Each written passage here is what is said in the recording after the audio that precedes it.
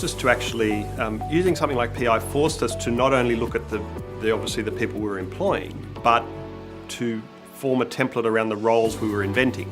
So we were creating roles, and you want to go off and say, what does that role look like in the performance measures that you want, in the PI measures that you look for? Is the role, and then you look at the person.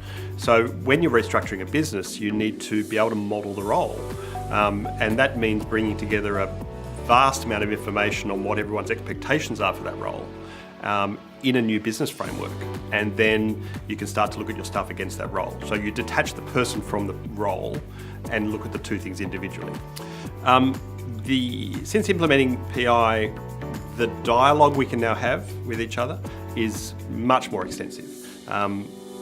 When emails fly around regarding hirings or staff interactions, there's a common language, and we all understand that common language, and we're able to interact, and individual people have different priorities around that language and are looking for different things, and so we're able to have robust discussions then around whether that's right or wrong. And again, do we want to assess the role or the person? Are we talking about the role, and are people making emotional decisions about the person and not about the role? And so we're being a lot more targeted in understanding what we're trying to do, both through the roles we're creating in the business and then in the people we're applying to those roles. Since implementing PI, I think our biggest success is putting the right people in the right roles. Right?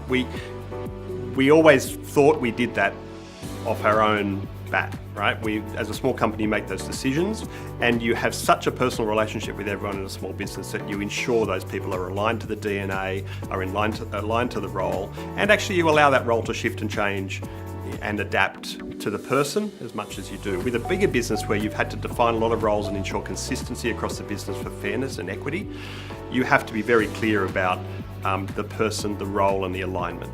So I think the biggest success we're having is having a very clear picture around the alignment of person to role, and allowing that to drive our decisions around the business and around growth.